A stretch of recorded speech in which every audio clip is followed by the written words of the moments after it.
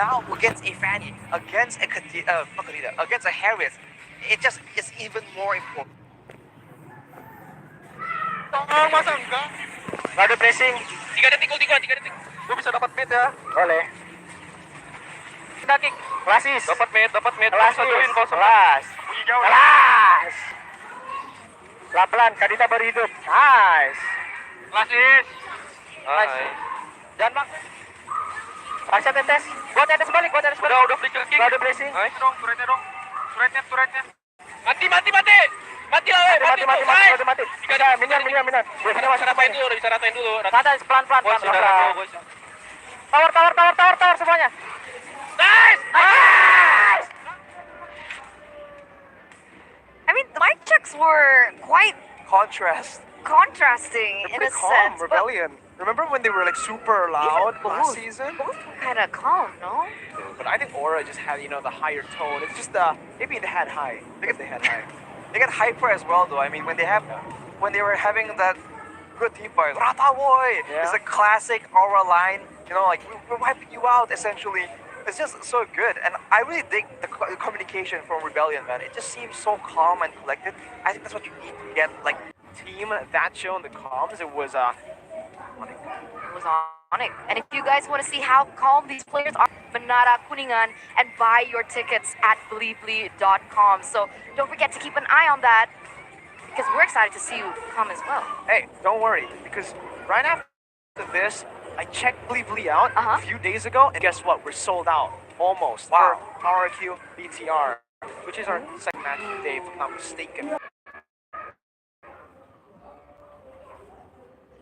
But I think before we get Mirko Tron here, but don't forget to stay tuned. Remember, that is going to be the match after the break. So me, Eterna, Mirko, as well as Arashi, will see you after the break.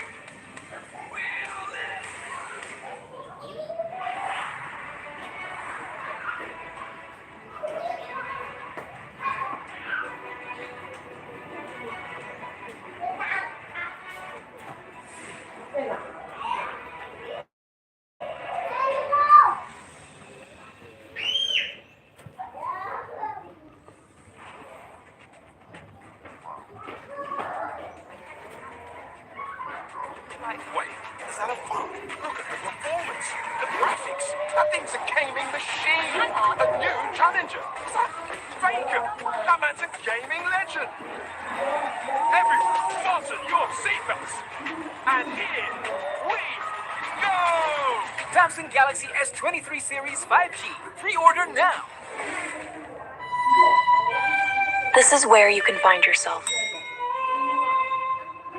As true as the purest gold.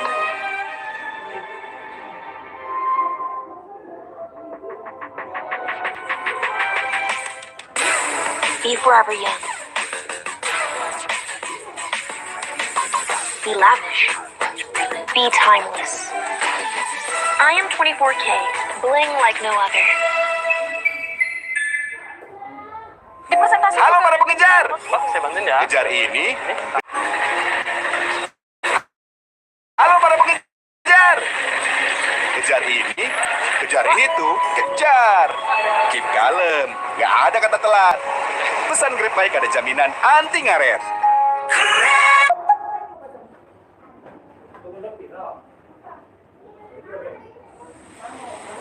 Free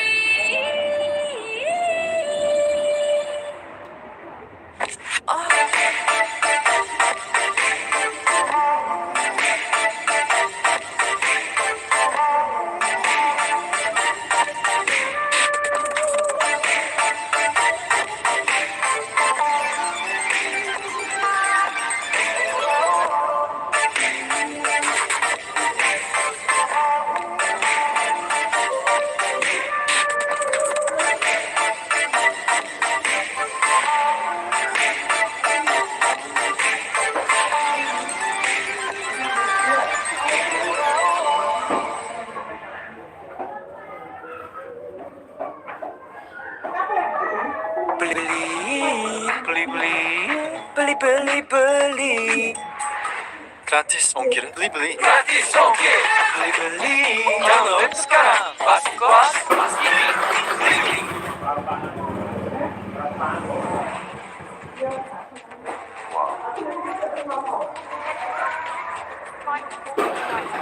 Is that a phone?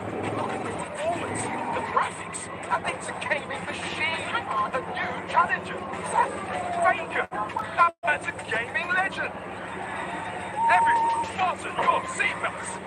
And here we go. Samsung Galaxy S23 Series 5G. Pre-order now. This is where you can find yourself. As true as the purest gold.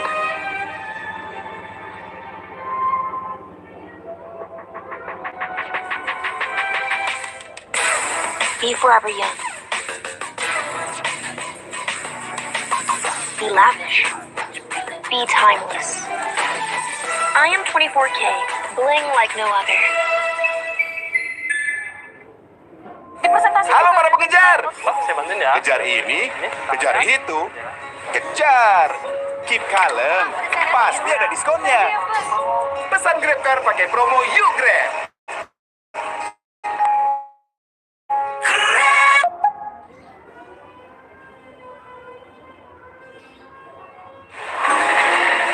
Halo para pengejar.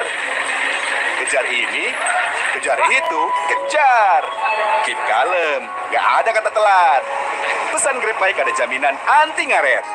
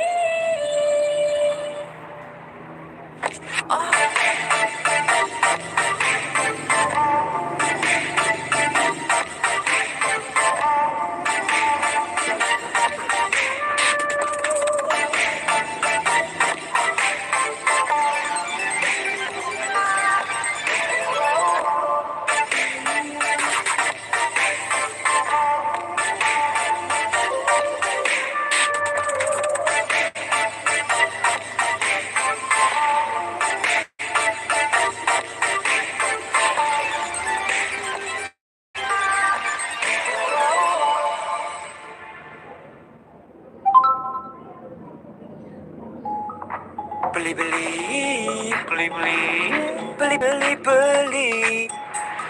Gratis ongkir, beli. Gratis ongkir. Download sekarang. Pasti kos, pasti beli.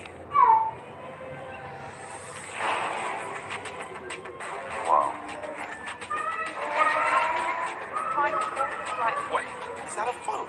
Look at the performance, the graphics. That thing's a gaming machine. A new challenger. Is that Faker? That man's a gaming legend. Everyone, fasten your seatbelts. And here we go. Samsung Galaxy S23 Series 5G. Pre-order now. This is where you can find yourself. As true as the purest gold.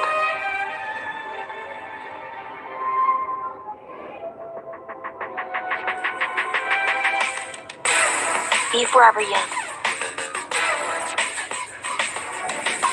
Be lavish. Be timeless. I am 24K, bling like no other. Halo para pengejar. Pak, saya bantuin ya. Kejar ini, kejar itu, kejar. Keep kalem, pasti ada diskonnya. Pesan Grab Car pakai promo You Grab.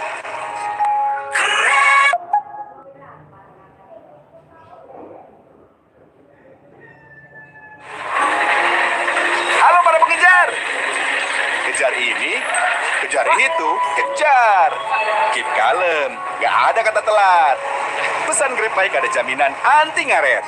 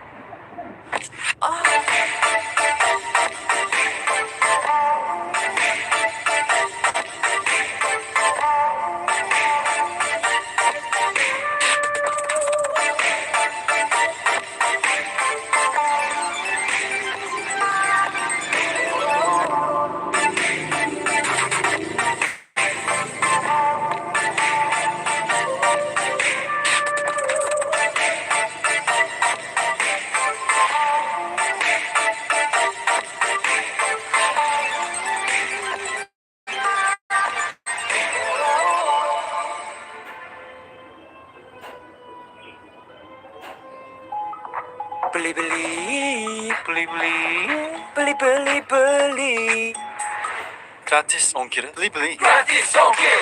Beli. Download sekarang. Pasti kos, pasti beli.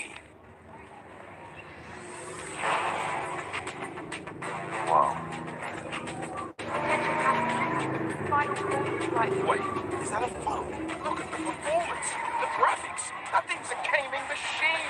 A new challenger. Is that Faker? That man's a gaming legend. Everyone, fasten your seatbelts. And here we go! Samsung Galaxy S23 Series 5G. Pre-order now. This is where you can find yourself. As true as the purest gold.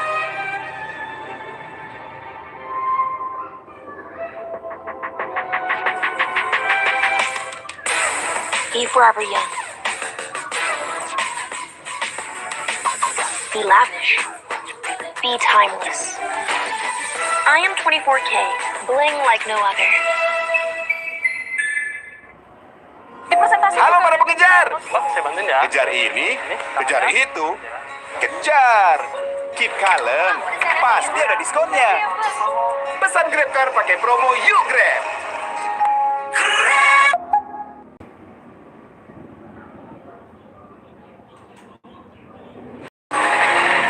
Halo para pengejar.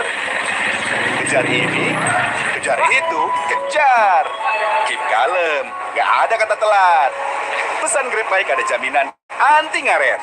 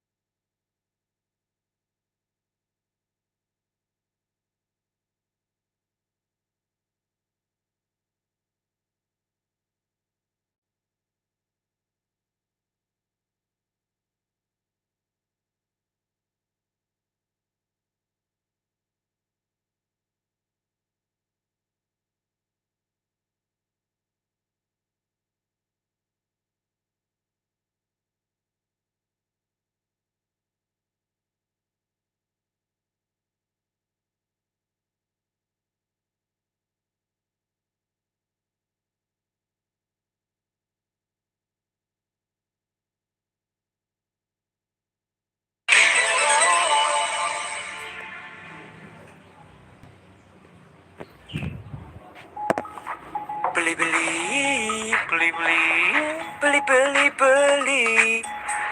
Gratis ongkir, beli-beli. Gratis ongkir. Beli-beli. Download sekarang. Pas pasti beli-beli.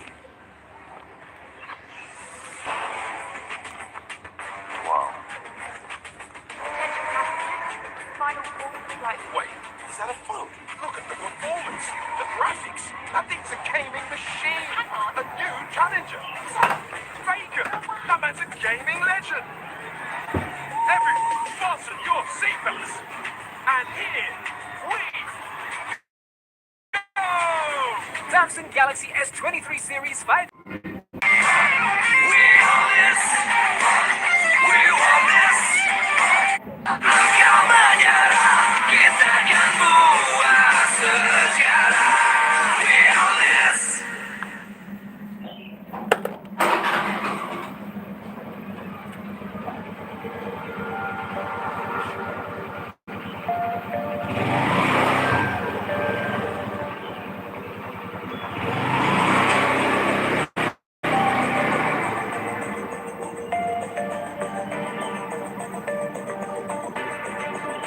Terus berlari tinggi, ku takkan berhenti.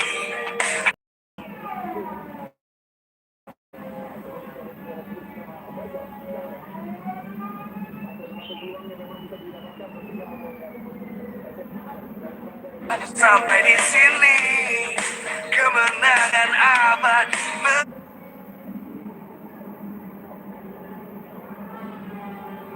Nanti, you know we won't miss if we unite our foes.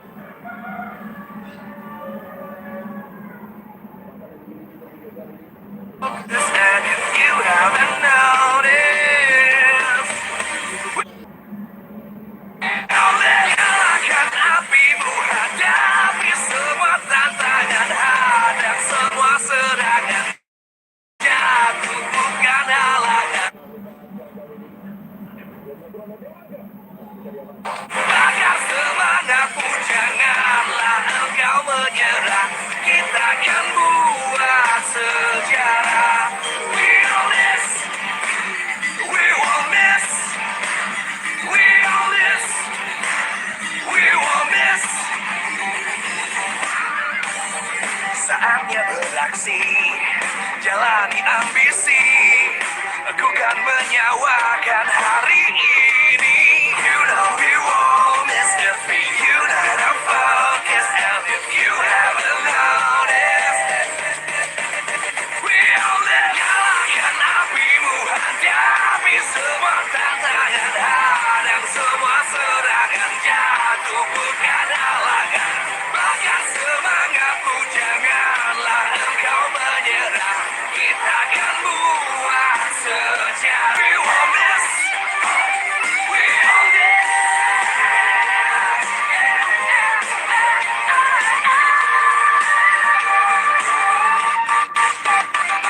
Nyalakan apimu, hadapi semua tantangan, hadang semua serangan, jatuh bukan halangan. Bakar semangatmu, janganlah engkau menyerah. Tinggi, ku takkan berhenti, hanya sampai di sini. Kemenangan abadi menanti. You know we won't miss if we unite our focus. And if you haven't noticed, we all live. Nyalakan apimu, hadapi semua tantangan, nyerah. Kita akan buat sejarah. We own this. We won't miss. We own this. We won't miss.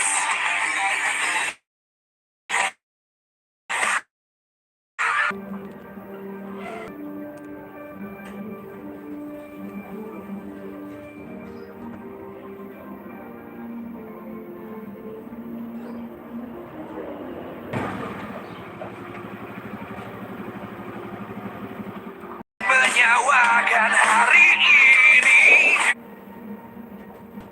You know we won't miss if we unite our focus. And if you haven't noticed, we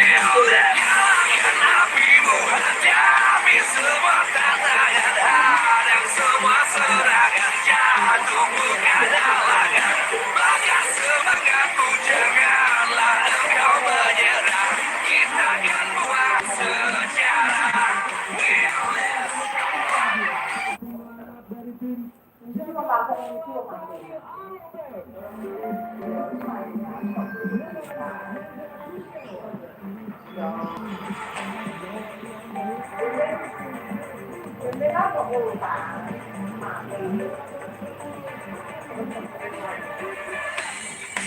kan berdiri dan terus berlari, terus ke arah puncak tertinggi. Ku takkan berhenti, hanya sampai di sini. Kemenangan amat menanti. You know we won't.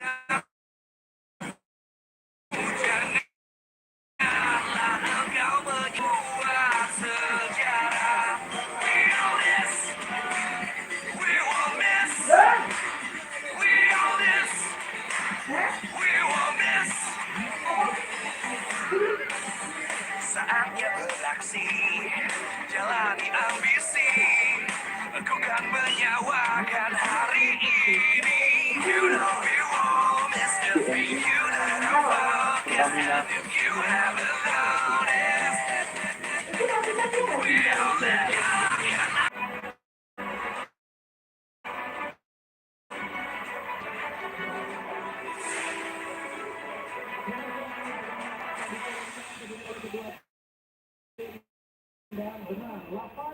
The guinea pigs of our. However, a lot has changed since Lemon stated that back in the day. But of course, before we get into the next upcoming match, feeling about this? Are you confident? Feeling good, feeling confident as ever. You know, Bigetro Alpha is ready. Now or never, it's time for Bigetro Alpha to choose and to prove to the world that they are contenders for the title, and maybe even later on, possibly contenders for the international title too. With their changes, like you mentioned, it's going to be crazy. The trio coaching staff that they got, they're literally picking from champions here, right? Paulo, all the way from the Philippines, from Ren.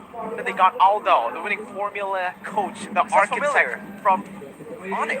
And then we also have Ray's boy with the win streak boy. He's the win streak boy. He's not Ray's boy. There's a good mix of coaches here from different regions as well. So, and for both these teams, on the left we have RRQ that has a more proven combination. They were able to get pretty far in the last international scene. So for Bigetron, it's going to be the first time we're going to see the results of this very bold maneuver done by Bigetron. And considering who we're seeing on stage, like you mentioned, Mirko, very familiar faces and a good mix of aggression as well as a very intellectual approach to the game, which all love and just adore Mobile Legends. Yeah, but remember, right? Bigetron Alpha +1 coach, because RRQ have actually lost Achil in the process of 10 to 11. Now, there's a lot of questions about that, right? Because Achil was the main drafter for RRQ, but now Eel as head coach, he's gonna be, no, actually, Arcadia is head coach, so he's gonna be the one on the stage later on helping RRQ draft. And I'm wondering if that's gonna make an impact or not, as RRQ still miles ahead of Bigetron Alpha. Alright, okay, sure. History. Sure, we can always just talk about season 4 and 10, but we're talking about now, old man. This is personal, Mirko. But as the stats show us, only a single time has Bigetron been able to actually upset the odds and won against RRQ. And there's been a variety of reasons for that. Part of which is the style that they both play in. Bigetron likes to play very slow, very calculated, and RRQ likes to play a very aggressive, messy style. And sometimes it's just very difficult to recover, to find your bearings when everything is moving so fast. But, like you mentioned, there's new coaches in the scene right here, and they have shown that in the previous endeavors, they can absolutely deal with early game aggression and come out on top.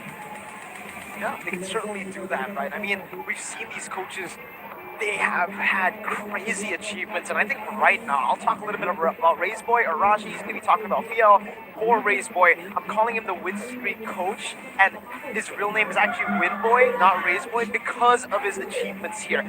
Ever since he joined the coaching staff for Bellatron, the Bigetron era, the women's scene, Bigetron lineup, they just never lost a single tournament, right? Went on a Bigetron Beta. Fiel President, Bigetron Alpha. Go High Championship, Bigetron Alpha.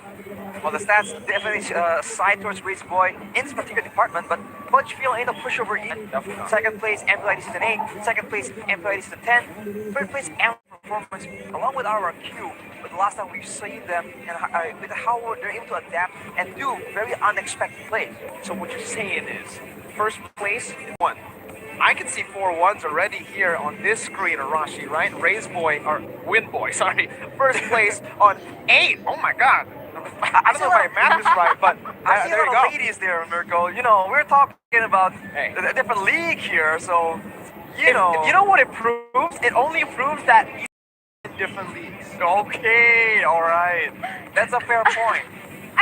I mean, Razor Boy did coach MPL, like you mentioned. That is not the ladies' scene. Sure, it's on a lower benchmark than MPL. Clearly, it is called the Development League But he just for a got here. reason, but he just got here. So, a lot of things to prove, but we've highlighted so much about Razor Boy. Bigetro Alpha. If you look at the stats, right? The thing that is the main question here, right? RRQ always gets ahead, gets some kind of momentum going on. But Bigetron, they like being on the back foot, finding solutions later on. None of that is what is reflected that's right here. But as Mirko would very proudly tell you, this team, especially right now, they're looking to be very dangerous in the early.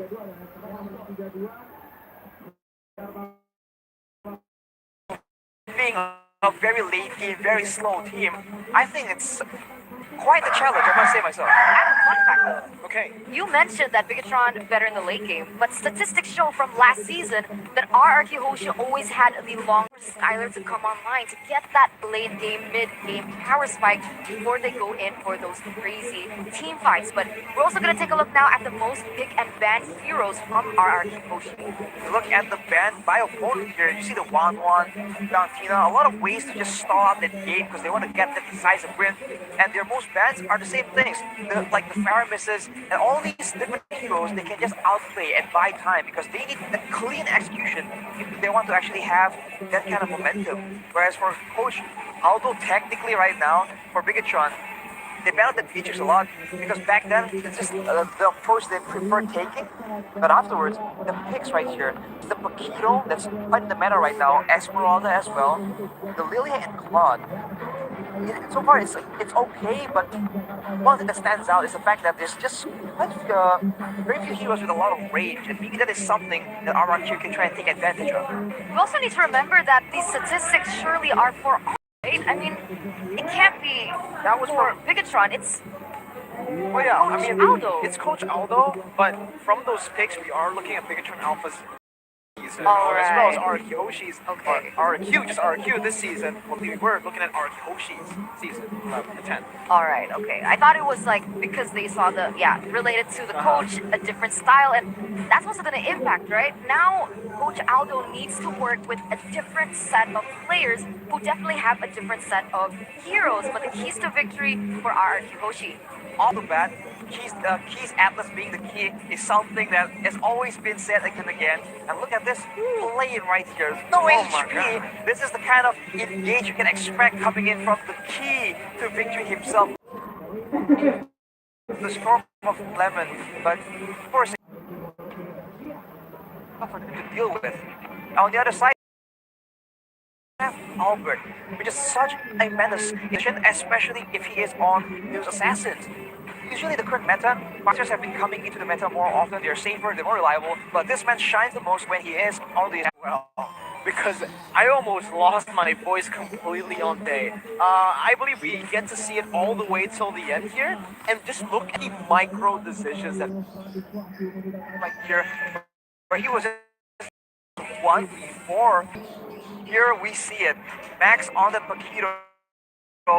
Look at that. We saw it these days. A lot of improvements since when we first saw him burst into the scene. Now with very great mechanics, good decision making, and also just solid contributions in the neutral objective game. He is definitely here to stay and make a big statement.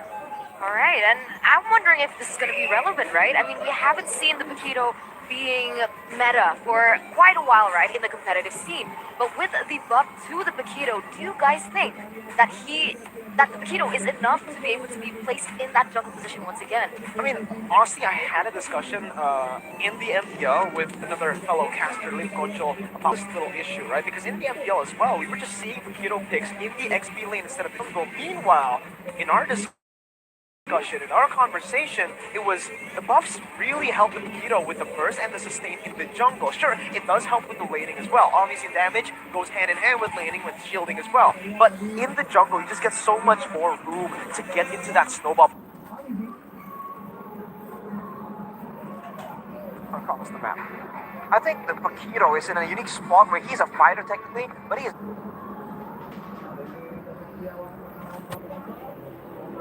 very aggressive as well. So it's almost like a good mix of assassin and fighter. Because he is snowballed, and you saw the damage Max was able to do. If he can do that again, the Bigetro is just a very hybrid option. He can go in between, right? Not assassin, not pure fighter as well. And especially for both these teams, being able to have a jungler like that, I think is very useful, very dangerous for their opponents. And hey, so I think if there's any game we can see it on, it might be this game. Now I'm almost a little bit curious about that, right? I mean, right now Bigetro Alpha have actually inputted a lot of new players. So are we going to see Max in the jungle, or are we going to see just Gar? We're going to have to wait and see. These are the two best players from MPL as well, but of course the best phone is going to be none other than the Samsung Galaxy A series. Because don't you want to win and flex on social media? I mean, that camera is superb.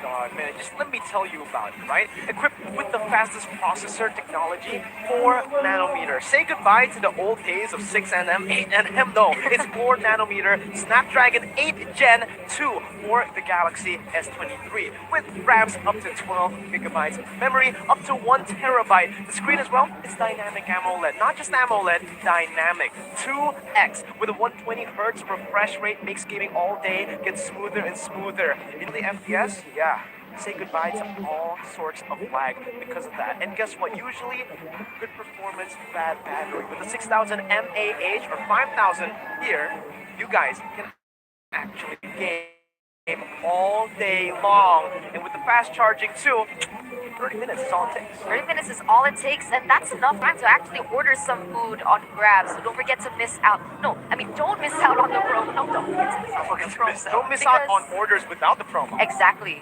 You could have scanned the QR code. It's no longer there. I also don't see it, but you guys can kind of reverse back on your screen, tap that, find the QR code, because you guys don't want to miss out on the promos. And for those of you at home who are in Jakarta, perhaps you guys want to make it to the venue, you also can do that with a 90% discount on transportation by Grab.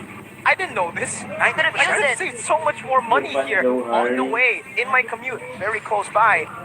Grab bike. You say 19? 90%, 90%, right? 90%, almost, not even.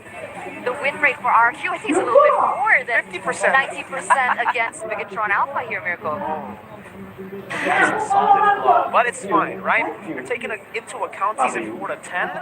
Okay, let's talk about season 11. Let's talk about the present, okay? Okay. Because Bigetro Alpha are about to be giving away some presents in the form of W's to their fans.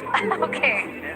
Yeah, why? Why? Because, Why? again, I mean, the way that this team is formulated, the way that they found their identity, even though they didn't really have a coaching presence back in Season 10, I think we've all seen the videos on Bigetro Alpha, especially on Max in his interview, right? He was very vocal about not having that coaching presence ready in Season 10, and the team just had so much of a hassle getting to that point where they finally are able to draft properly and interact and synergize with each other properly. But when they did, you could see that it was a different Bigetro Alpha completely. Now, I think from Coed as well, the CEO, he understood what was wrong with the team. Getting a solid coach with these 3 new members in the team, I really feel like they will add to the fact that the identity has already been built and keep on building with the foundation that's already there.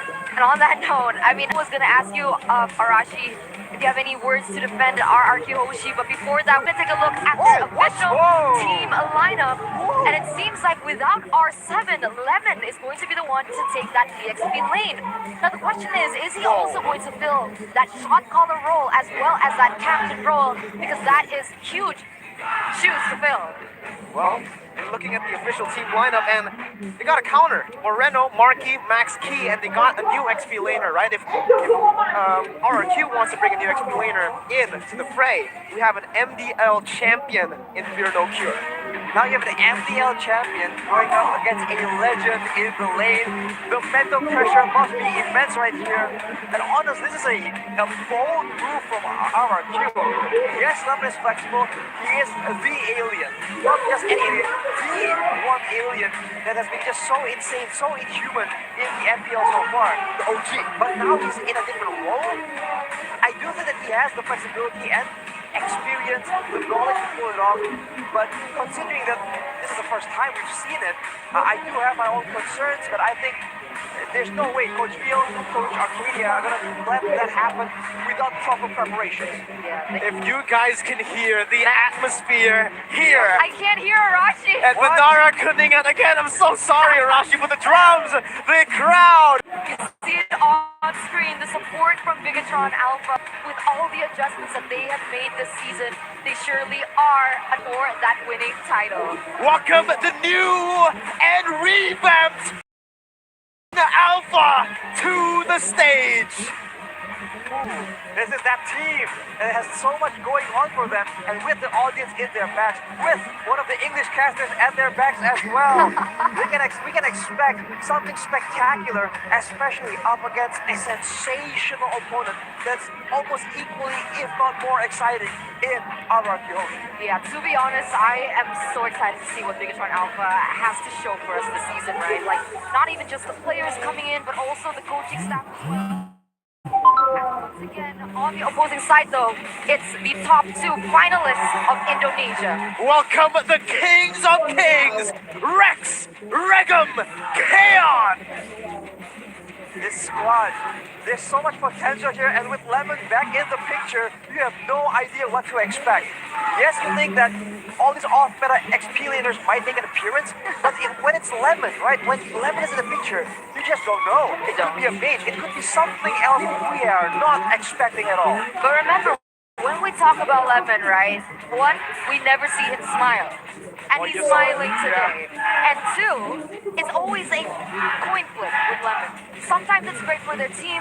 He's also a very great initiator, but sometimes he is the losing factor if our RQ Hoshi go down this time around. But on the other side here, we also have the coaches, really the center attention topic for both of these teams. Once again, right, these four coaches and analysts that you see up on the stage, you're going to have to say a whole lot in this matchup. Aldo, notorious for his very, I don't know what to call it here, impenetrable drafts, usually, is what we see from this man back when he was at ONIC. He's impenetrable, and he just knows all the weak points and covers it completely. So now, I do feel like there's a bit of a disconnect here, because RRQ, usually the draft is good, it's solid, but it's not anything too crazy, but their execution is where they really shine. Whereas for Bigetro right now, it's like they have always been a crafty team, a very unique team, and now with Coach Aldo, I can't help but feel like the drafting phase will be so difficult for RRQ to maneuver around. And once that happens, I Philippines, and surely he also has at Red Esports back in the Philippines. We saw how much work they were able to put in with a new revamped roster, still sticking with a few veterans, but mostly getting in these newcomers, these rookies, to perform at such a high level. It was Kyle TZ, it was also Super Marco that got so much presence in back at MPL PH Season 10. So many moments where they shine and got clipped and got highlighted, and it was all because of Coach Ducky and Coach Paul's leadership. They've been participating in multiple M series as well, so that is definitely a huge achievement under his belt. And he's going to be bringing that knowledge, that nuance and perspective into the roster right here, and that is what's so scary. But what is scary is also how loud the fights are getting. I can barely hear myself. I can't hear Miracle, I can barely hear Arashi, and I can barely hear myself. It really truly is, again, a really great... What do you call it? Atmosphere, right? Atmosphere. That's the word. Thank It's you, just Miracle. always crazy. They're like behind And us. that's the crazy thing because we expect that from RQ, but we're sitting on Bigetro Alpha side and they're going wild. I'm just surprised we don't see Bix in the background. The Bix is a bit too big to fit. Oh my god, no, I thought it was Bix right there, but it's just a red drum. I actually really thought it was Bix, but hey, you know, looking at the way that Bigetron Alpha has been playing, have been performing in tournaments, the massive fan base that they've been able to accumulate here for Season 11 explains a whole lot, right? The performance speaks for itself, and especially with their new focus on getting the coachings down to push the players even further. These players were mostly still rookies. Remember, Moreno, Virno Cure, Jaskar, even Max is somewhat of a newcomer himself. Ooh. And on the other side, though, we did see Rainbow earlier on the RQ, and it has to be, I don't know, awkward, confusing, right? Maybe. What would you feel if you met your ex, right? That's basically what Rainbow's feeling. It's gonna be a very complicated feeling, man. It is as a team that you've spent so much time with, you've struggled together with, and now you're on the opposite side. It's almost bittersweet that, okay, your team is doing great, but you're no longer with them. So maybe that's exactly why Rendo hasn't made an appearance, although that might just have changed in game number 2, game number 3. I think Coach Phil and Coach Arcadia, they're not beyond switching out players to try and get Day to day, but I get the point, right? I think one of the edges that, of course, Rainbow has in this season is that because he was missing for 2 seasons straight, which is basically a year, that's an element of surprise that RQ has other than Lemon. We do have another comp here by Fares Samdin that RRQ 2-0 100%. We also saw that Albert's gonna carry, and we saw, I forgot the other one, but you can see that there's a lot of confidence behind RRQ right now. Easy though, right? Albert, I think we gotta talk about him a little bit as well. Since the shift in meta, do you think that Albert is still performing at the same level that he did, I reckon, 2 seasons ago?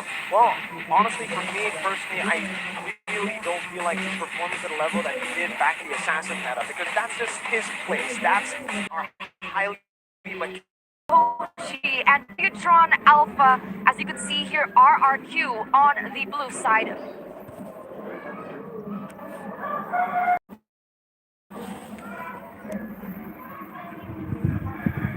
Themselves. For RRQ though, it's going to be a Valentine, Eve, and Kaja, so pick up potential, and of course mid control. But with the Faramis ban here, Blue just got opened up and the counter has been banned down. The Faramis. Blue, I mean, we've seen it greatly enough like Stout earlier.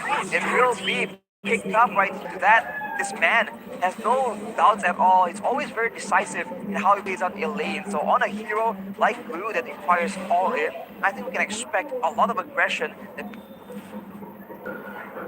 here needs to try and deal with later on in the Land of Dawn. Rebellion Zion have proved to us that this blue pick is no longer a fixed pick, but it can be flexed into that mid lane.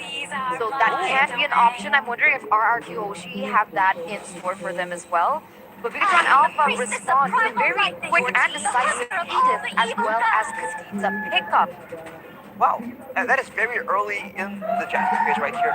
Usually we see Anita hidden a bit more, but I guess Bigetron have no issues flashing a bit to RRQ that they...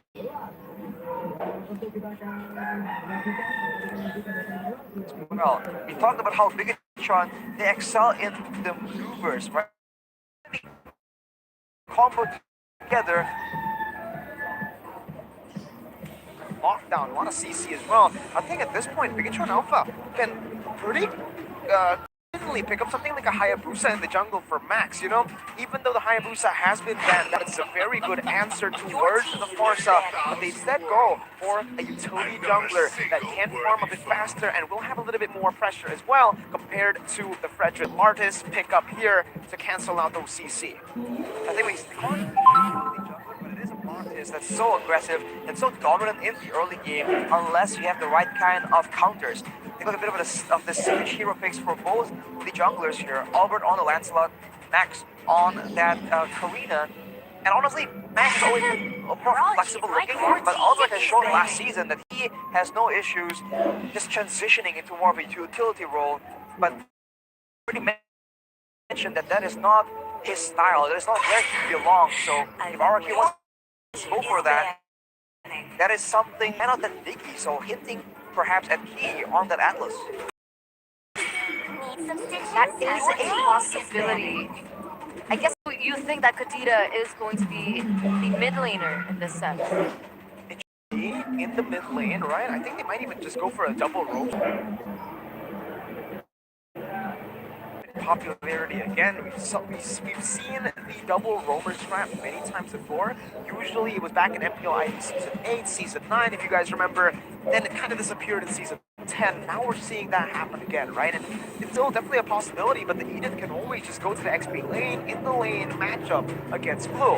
I think up against the Benedetto, we mentioned that the Eden is going to have a hard time, but up against the Glue, when you can lock the Glue down, and the Glue can't really use that slam, it's a very good counter pick. Oh, an Atlas ban. Respect. You mentioned it. They're respecting that engage potential from Key, but of course in the current meta, other options are available. And if Key want to try and do a throwback to the older days, there's plenty of maybe a full teamfight engage heroes available. But if he wants to go for pickoffs on top of a Kadira, it could still be a very dangerous combo. If he wants to go for a Java Drift, that is still something they can explore as well. But off the bat, you can tell already, Bigetro a lot more confusing in their depth, whereas RRQ is a lot more straightforward, and that might just be what they need as Bigetron secure the Lolita for a counter engage with a limited blast. Okay, they have a huge CC source now, which is basically one of the same functions that an Atlas can do as well, right? With great non-blast, like you mentioned, can counter engage, and it can also eliminate some choices for RRQ as they have yet to pick up a gold laner. Now, they can pick up something like the Quad, because clearly the shielding coming in from the Lolita will render that ultimate useless. I think at this point, right, with the Lolita pickup, what they're basically saying is, RRQ, you're free to pick up a Beatrix, a Brody, even if you want to. We already have an answer with the Guardian's Bulwark, and the answer towards that Guardian's Bulwark is a Croc to go for the CC first, and the Claw to dive into the back line that's still not really ready for Bigetro Alpha, right? They have picked up a gold laner, unless we see the Edith go into the gold lane, perhaps. I still think they're lacking a lot of physical damage presence, so a marksman is desperate, in desperate. Whoa! What?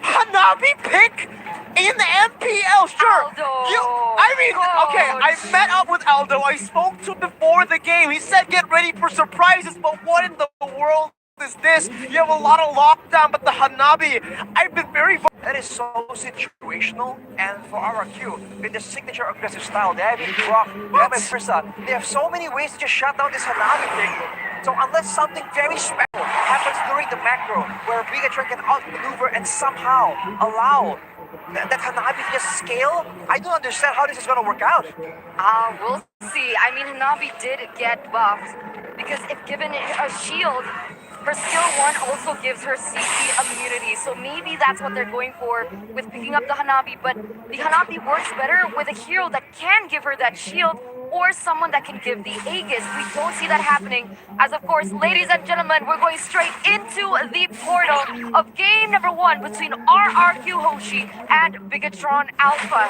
And once again, looking back, how is this gonna work? Hanabi is such an immobile here in that mid lane. Marky's acting like a very good bully against the Claude right now. You can already see the bullying happen very early on. Marky has brought the Flicker as well, and he's dealing this much damage onto the Claude, forcing a recall and a BMI reset for the Claude. As you can see, this Skylar needing to get more resources, he just uses the BMI, comes back to it. And the thing is about the Hanabi, something also changed with her, right? You know how her shurikens can actually like bounce off each other? It bounces onto her when she goes in for the attack, basic attacks onto the minions. Oh my god, Skylar, he's not winning in this trade at all. BTR Aldo, with its magic on Season 9 and Season 10, makes ONIC has the best or widest hero pool, and we're kind of seeing that style already from BTR, Eterna. Seeing it live right now, and in the bottom side, that bouncing off the power if you're talking about Eterna has shown to be so annoying for Sky to deal with. And maybe he just didn't respect the potential in the early game, but Lemon here, going against Spear, not doing that bad, but of course, Bigetro is going to try to abuse this. Whoa, that's a very aggressive play by Beer, forcing the Flicker out already. That's going to be the cannon minion cleared out, still getting that XP, but Bigetro Alpha in that top side are losing out. Meanwhile, the winning lane for Bigetro Alpha in the bottom lane, still Marky just shoving constantly again. And with the Equinox, it's actually going to be really good for the Hanabi. No CC effects onto him. Meanwhile, the turtle side, the blast is targeted by Key with the flicker as well. On towards Albert there, who's going to be stunned up. That's the Petrify. That's all of the abilities popped in, but Clay finds a kill on the Marky in the bottom lane. Albert finds the Appraiser's Wrath, and it's a double kill over to the baby alien. Key and no cure, able to find one back on the board. Lemon gonna go in onto Key right now, who's gonna be forced back up. We're no cure with the onward, and the Earth Shatter not able to kill Lemon just yet as Clay has rotated back in towards that top side. Albert picks up the first turtle, and it's a disaster for Bigetro Alpha. Mess with the Kings and he gets put down. RRQ assert their dominance in that early game. And also getting the first blood all the way across the map. What a performance there. And I think the fact that they were able to secure the kill on Albert fast enough allowed that turnaround to happen. And Bigetron was way too aggressive and they clumped in together way too much. As we take a look at the instant replay by the Samsung Galaxy A series. And look at that. 3 members, all Crazer's Wrath is devastating. Taking out 2 members and Vin almost get out. So as we talked about this earlier, the setup seems to be for Bigetron, but the execution, how they're able to just beat the odds is very much in favor of RRQ. Yeah, right now RRQ leading with a 1,800 gold lead. And we'll see that be reflected very heavily as RRQ they are looking for a pickup here in the bottom lane. That's the Higan Bana and also the Dumanam Blast pop in. Finn going to be able to escape 2 massive resources burnt out for Bigetro Alpha, and it's still RRQ holding the 2,000 gold lead, which is able to get out of that one. He as well dashing out the last another airstrike. Smash rotates down below, but Fear of Cure finds it onward and another shatter only on to Albert. That's the frontliner, very, very low, but Fear as well with the Appraiser's Wrath is going to fall with the help of Clay. RRQ picks another up down below. Wow, these onwards are so aggressive, and early on the top side, we saw that it actually puts Lemon in a good spot to actually punish the aggression, and so many front lines. There's only so many heroes that onward can target effectively and beneficially for the side of Bigetron. Take a look at the emblems so far. There's no real big difference that's just crazy, but the amount of averages on the side of RRQ means that they are going to try and get to those power spikes way earlier, and I think we're seeing the impact of that right now, and I think go for the turtle. Yeah, everything's gonna clash in that mid game, right? When all those heroes are gonna be able to get that mid lane power spike, especially waiting on Claude Skyler to come online. And even before that, we already see the dominance that RRQ Hoshi is showing and putting onto Bigetro Alpha. So what's going on? Why is this happening? Did Bigetro Alpha draft themselves with a losing early to mid game, or is the execution from RRQ just way too strong? Go Blaze, Max gonna be caught, you're topped it up, and the Appraiser's Wrath practically seals the deal for Clay to pick up a killing spree. Wow. I feel like that's just it, right? Bigetro and Alpha are not having the right proposition to try and match RRQ in the early game. Glue, Rock, Fredrin, and Farsa. These are all heroes with a lot of AoE, with a lot of scrapping potential, and RRQ are just pulling Bigetro Alpha into their tempo. If Bigetro Alpha wants to try and have a good chance, I guess they can try and use Max and to try and secure these original objectives, but they have to try and let all these other members scale and get power spikes. Otherwise, later on, there won't be a significant threat in the backline of RRQ. Going a little bit aggressive here. The Mount Blast can be charged in. That's going to be the rotation from Moreno as well. But the split gets channeled in time, and Lemon gets out. I mean, look at, did you see that emote? Like, even under the ultimate coming in, he was confident enough to say, you know what, you can Numenon Blast me all you want. I'm still going to get out, and I'm still going to be able to push for my team. Meanwhile, you guys are distracted. Look at Skylar just punching in that top side, being able to get a turret and have the HP of the second tier turret. So RRQ Hoshi, they really are so active on the map, really playing the map to the utmost potential that they could. If you're gonna support teams like the Tempest in the cut right now, you just grab, but look at that play. Also, there's way to tank him. And once again, all alone, Albert can be shredded down. That's a decimate for BTR, picking up 1 kill on the board. They're finally here taking a kill. Lemon jumps in the slam, pass. Really knocked up by the onward. Finn gonna be able to find the wild charge right now. Skis being able to tap the mount, flies on the 2! And purify.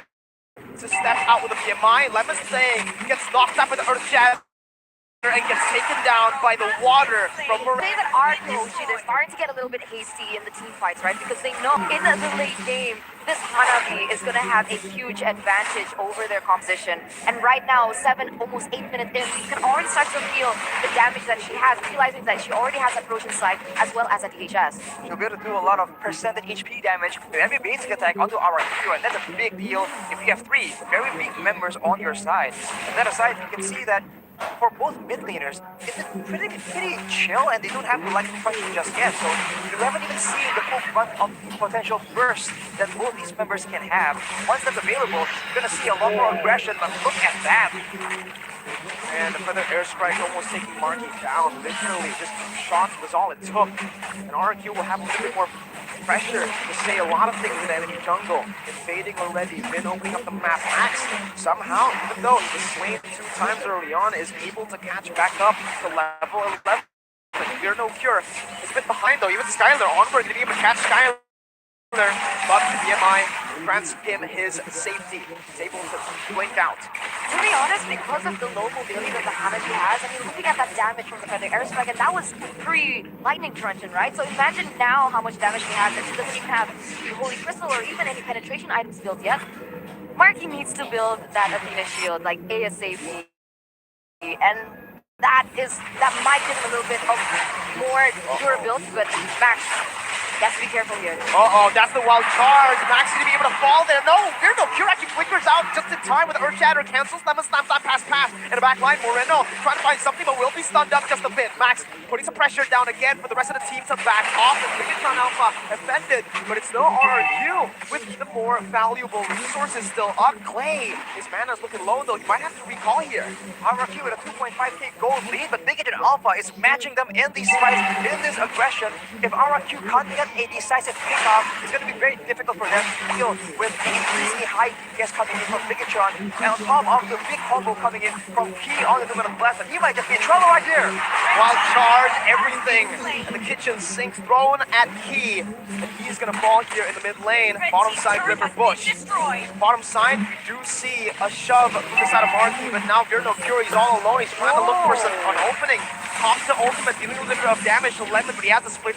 Meanwhile, Max, again, that's going to be Skylar jumping out the Marky. It's a solo kill for Skylar against the Hanabi. Max going to be brought back to the team by Lemon on that split. Max still in the midst of it all. Moreno going to be zoned away, but the airstrike comes down as well. Max for the Decimet. Max not able to survive. That's Albert who seals the deal, and it's a 2-4-0. 2-4-0 and a free lord for RRQ Hoshi as they continue that mid-game dominance here, going for the next objective in that bottom side, in the mid side as well, taking everything from Bigetro Alpha, and things are looking bleak. The problem is, right, Marky, they're relying so much on Marky, but he cannot withstand the damage from the Blazing Duet that of course Skylar can give. Marky just secured that item, but at this point he needs so many more items. He needs that Wind of Nature obviously to survive a little bit longer in those team fights, and Athena shield as well, because he's losing out on the range from the pressure that Clay has with the Feather Airstrike. Is absolutely correct. For him right now, he wants to try and do damage because he is the only one of the only members that can actually deal with the 10k members. Fear on the Edith can try and do that as well, but mainly it's gonna be on the shoulders of Marky. But now he's pressured to try and deal damage to be relevant as a DPS source, also defensive items though. So it's a tough situation to be in, and RRQ is completely exploiting it. Now with the Lord, they're trying to make sure that they push all the ways together and get as many structures as possible. With their composition right here, the more towers they have, the more chances they're gonna get to punish Bigetro Alpha and catch them completely off guard. Remember the always faster with that. Bigetro Alpha have found a way back in the game, but there's still 5,000 gold down. I mean, they are going to be able to buy more time for their team, right? With a beautiful wombo combo and execution, and really good chemistry between the members from Bigetro Alpha. The Nunan Blast hit, the knockup came in from Moreno with the ultimate as well. The damage came through, and that's exactly how Bigetro Alpha needs to play these team fights. We're seeing a bit of a pattern here. If Moreno is able to actually land a very massive breath of the ocean, that seems to be what Bigetro Alpha needs to try and turn the tides around. The crowd control on top of the damage is what Bigetro Alpha needs. But our Q are notorious for adapting and not falling for the same trick twice. So now you can bet that they're going to be looking for key as much as possible. The last thing they would want to do is try and fall to that same trap, the Luminant Blast into the follow-up coming in from the Kadita. So I think the pressure is now in the shoulders of Vin. On the rock, he's been able to use that crowd control immunity to such high value. But now in the late game, it's not only about the crowd control. The damage is very real, so Vin needs to be more careful with his positioning as well. I'm wondering, later this game goes, technically, Bigetro Alpha, they have 3 sources of damage, right? No Cure Edith is gonna deal percent HP damage. So if Arkehoshi go for a lot of HP in their composition, automatically Edith is gonna deal a lot of damage as well, a lot of technical damage. Yep, and for our so the only advantage they have right now is that range on Clay. He can effectively zone out Marky and Marino. They have a chance right here, but look at this macro attempt being made by our Q, just pressuring all over the map. Marino popped in already, that's the Lord contest forced in. No Cure, the knockup gets Clay. Meanwhile on the bottom side, Max is going to be slain here, most probably with the DPS coming from Skylar, but that's going to be Key, who pops the Numenal Blast in. They find Skylar, but there's no one else. Flip onto the back, Lemon chain CC'd and taken down, but the Lord has been slain already. RRQ still holding on to the gold lead, and Vin is going to be able to find the wild card! The top secondary damage dealer here, and when it comes to DPS, Magic, Bigetro Alpha still able to find a 2 for 2, but they lose out in the trade because the Lord was taken already. Man, that was huge. What is going on, Arashi, with the gold in particular? The gold is razor thin, it looks like from here. Of course, RRQ is still ahead, but Clay just got shut down, so Bigetro Alpha has a bit more gold to work with, but without Marky, this Lord will be able to take down the base towers, and RRQ are looking for more. Look at that, Mark. Shut down! Key. He's buying so much time for that adjustment for Marky, right? You mentioned with the goal difference that Marky needs a little bit more time, and that time is being bought by Key. He is always that person to be able to counter-engage the setups coming in from Arkehoshi, and so far, it's been massive for them. This is the danger when you are trying to crack open the base against Bigetron. They know what they can take advantage of. Key was looking for that play, but so was Marino, roaming around behind the lines of Arkehoshi. It's a lot of threat here, and the same thing might just happen again. Bigetron are notorious for being able to find opportunities like this, but Finn is looking for the exact same thing. Finn can be spotted. Power of nature, anti-CC, wild charge, knocking 3 up, just used as a defensive. Both teams disengaging, again, setting up once more. 16 minutes in, RQ had a 7,000, I think almost 7,000 goldie at a certain point, but they're still not able to end. They just don't have the right kind of pressure, the kind of resources right now. They need to maintain the gold lead and keep Bigetro Alpha down until they can get maybe a Lord, some extra tools that they can get on the map to try and crack open this base. The first turret in the mid lane has been taken, but they are going to need a lot more than that. And they just have to use this range and be very aware of Key. And they have to start timing his flicker, man. It's just way too dangerous. And Skylar in particular, if he does Purify, he didn't just stay really back, because RRQ still has the option of re-engaging the Blazing Duet. We saw that it worked really well against Marky in one of the previous team fights. He comes in and Marky is unprepared for it. That might just be the opportunity that RRQ needs, and they have done, and they have switched up their playstyles like that before. Definitely. But and with that, it eliminates that disadvantage that Marky has on the Hana against that. So that power spike is definitely starting to hit, as Arkehoshi already half health on the next Lord. Don't have enough of an opening here. He actually is going to have his immortality pop, got his bulwark pocket as well. Albert already rotating down for the airstrike, going to be able to zone Marky away. Lemon pops in split onto the back lines. He still able to disengage. The Earth Shatter as well to help Max out, but split once again is able to find Key on the back line. Max is going to fall. That's 2 members down. Moreno finds a massive petrify, but the Purify's ready there. The wall is perfectly timed, and Bigetro Alpha, this might be their demise. RRQ with the minions, do they decide to push in that top side or go for the Lord? They need to end this as soon as possible, like either way, right? Right now is a really great example, but right now Lemon gonna get really hit low, gonna get taken down. Oh, there you go. That's the kill with the flicker. Weirdo Cure finds a 4-man Earth Shatter, but no one's there to follow it up. The minions come in, and it's an open base for RRQ to take 1-0 in match 2. RQ now leading the series of a best of 3 here in match number 2. Wow. What a game we're witnessing right now. Back and forth action from both these teams, and both of them are not backing down. It just comes to the select few moments for both these teams. RQ were able to get great pickups, but so was Bigetron, coming back from the goal lead and even almost just getting back that control and ending the game with an upset. But RQ, at least for game number 1, says that we are still on top. I mean, to be fair, Aldo the Architect, this happened. That's the weakness of Hanabi, right? Yes. You're very immobile and you can get caught so easily. I think Flicker, Wild Charge, the Feathered Airstrike, there's just so much to dodge, and in the end, the Hanabi just got overwhelmed. I think this is the issue with those heroes that have a lot of damage, but not a lot of outplay potential. You are forced to either curb your damage in favor of getting some defensive items, or just be very, very susceptible to a dive, to a long-range mage like this, like Marky in this game.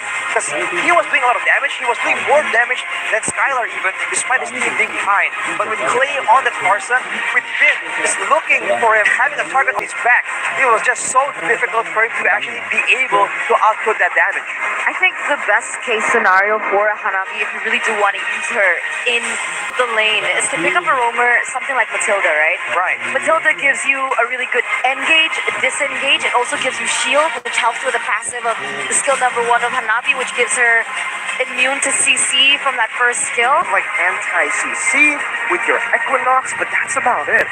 Anti-CC, when magic damage falls on you, I think the Farsa pick was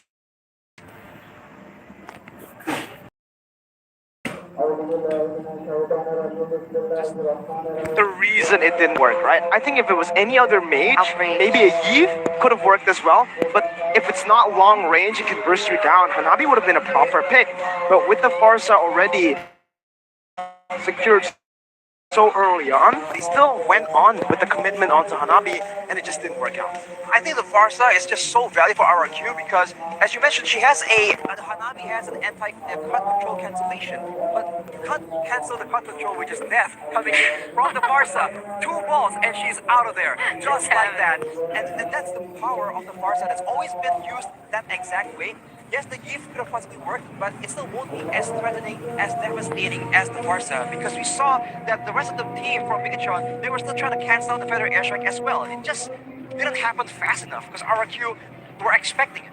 Yeah, and one of the game highlights is the fact that Finn's Wild Charge brings RQ to win game number 1, and I think maybe that's what Aldo was trying to draft against, right? The CC coming in from RRQ, but if that was the case, then couldn't they have used something like Mia if they wanted to go crazy? I mean, Mia also has an anti-CC, but we'll never know until we ask him later on. Maybe Miracle can help us with that. But this is the post-game items for that game between RQ and Bigetro Alpha. 6.5k more or less gold difference here, and it's the late game. Everyone has items. It's not like Marky has no items to talk about. He has 5.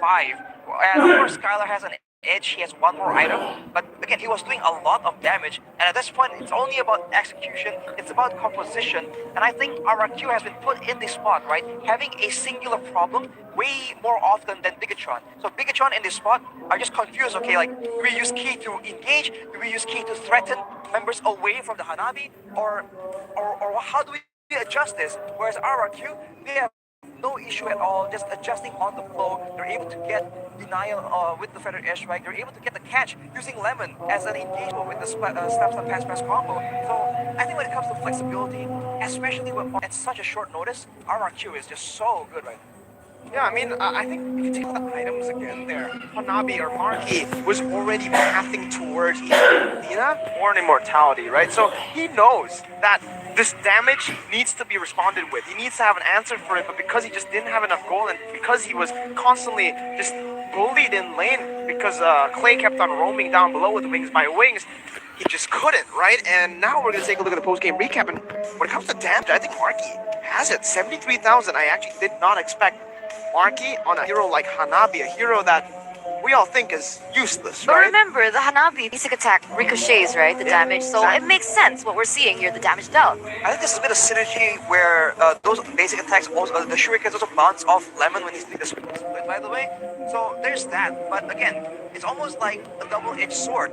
Yes, you can do a lot of damage, but what has he sacrificed to try and do that? He went full all damage, so he's the carry. But in those final moments, he just gets picked up way too easily, and that just is no way to go. Especially against a team that is known to just zero in on the main problem and take him out like RRQ. They're assassins when it comes to that situation.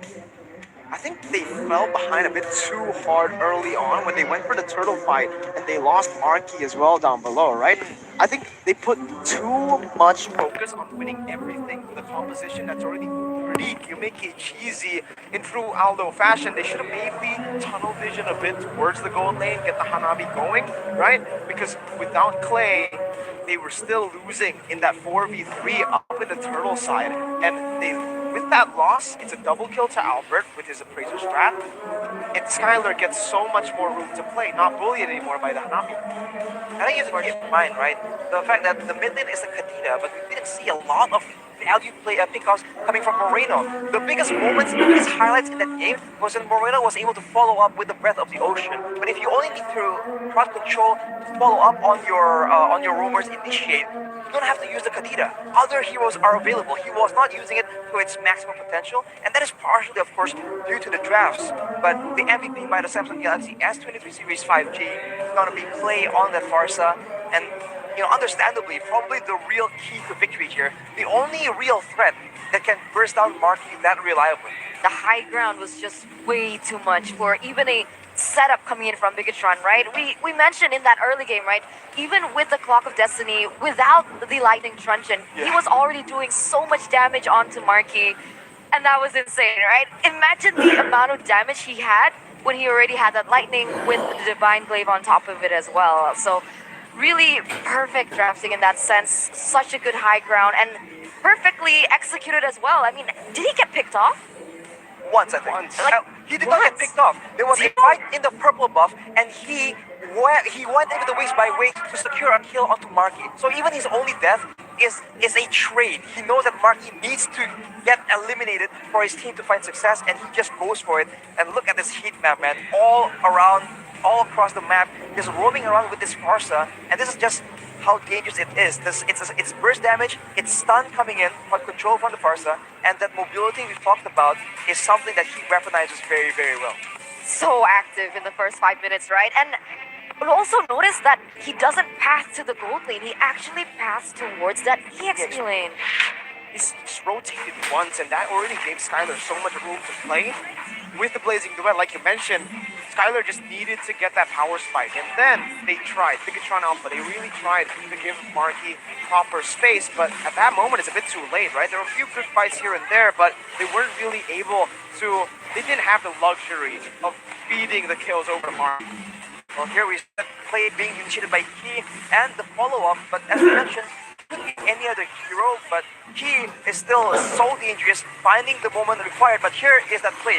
Clay is maybe a bit too panicked the situation, was able to secure Marky, but he gets taken out as an exchange, but he takes that because his RRQ, they're just very good at identifying what needs to happen for the victory. And look at Moreno, going for a big engage, but it didn't really pay off in a big way, and this is not the full potential that a Katita can achieve, and that is for sure something that needs to be changed out.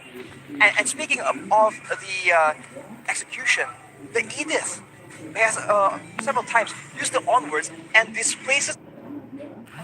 It's a double-edged sword whenever you have a hero with displacement, right? Like if you're using a Jawhead, if you're using a Cho, displacement could be very finicky in the right situation. So like the synergy was kind of off with the Wombo combo, and even if it did land, sometimes there's no follow-up as well. Like we saw that time and time again.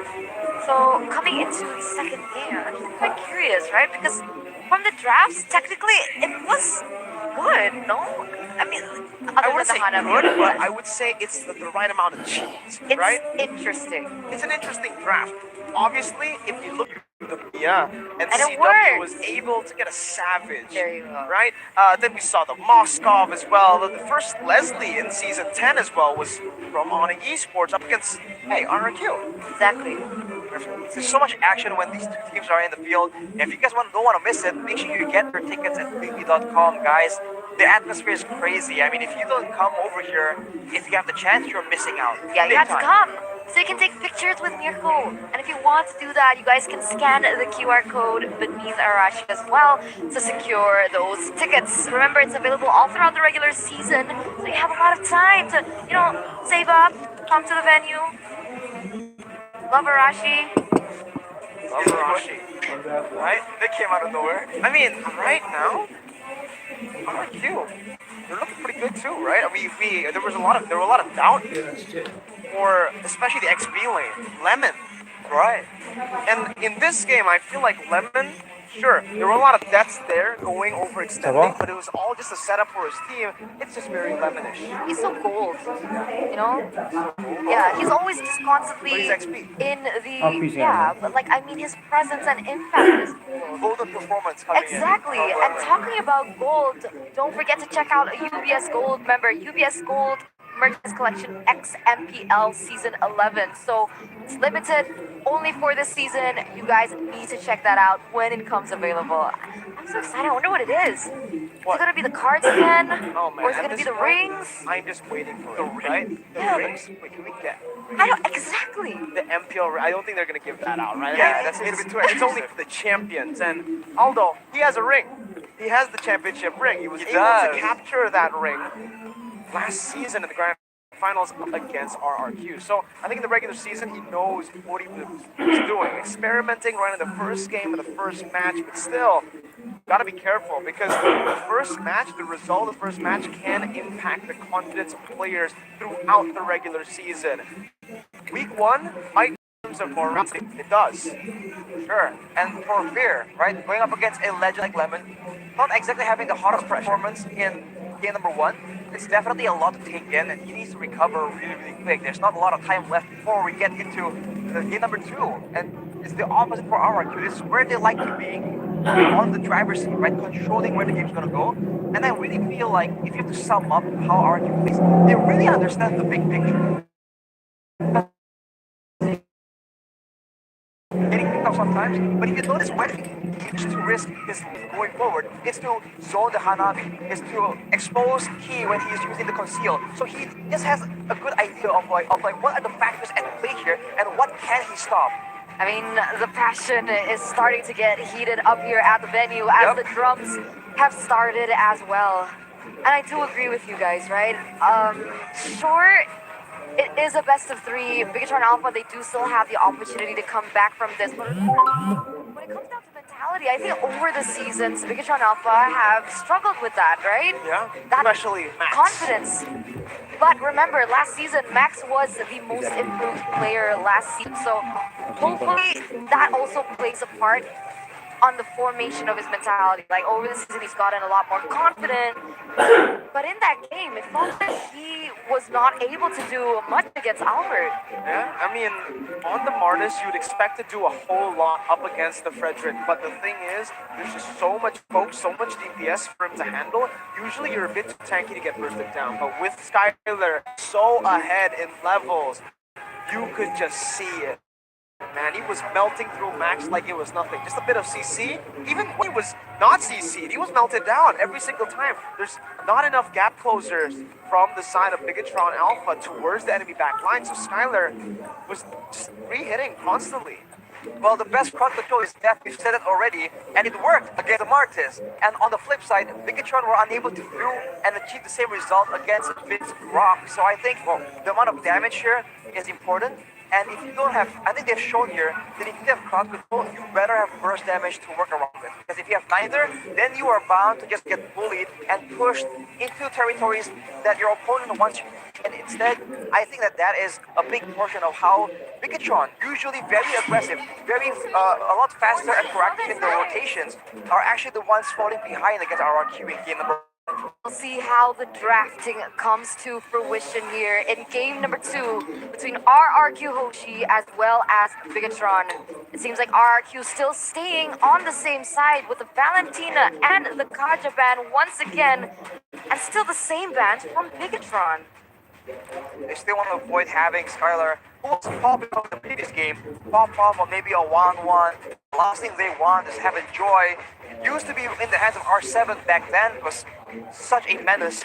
And in this game, if it comes to the hand of Lemon, right, he's more used to this magic damage, this mage/assassin heroes. So I think that is something that Bigetron Aldo just does not want to deal with. But RRQ, same with Rebellion, are the ones banning the glue in game number 2. Yeah, they've swapped things up a bit here, and for now, like you mentioned, it's still the exact same bans. If they go for a Faramis ban, then for Bigetron, they would not change anything. They go for the Heat ban, alright, so Respect then comes, and the Faramis is still left up for grabs to RRQ. Do they pick it up, or do they pick up a different hero? Maybe Fredrin, once again, super flexible, super strong in the jungle, and we saw what Alpha was able to do on it. Yeah, I would prefer the Fredrin here. I like the Faramis in some cases, but for RRQ Hoshi, it doesn't seem to fit its play style. It could be given to Clay, that is a possibility, but that eliminates the high ground and the damage potential that Clay is so notoriously known for. It's a way it's traded, right? If they want to go for more utility, they want to have that burst damage. So in the early game, I think, as you mentioned, the Fredrin is solid. It's still quote-unquote a flex pick, even though we don't see it being used that way too often. It's always in the back of everyone's mind. So our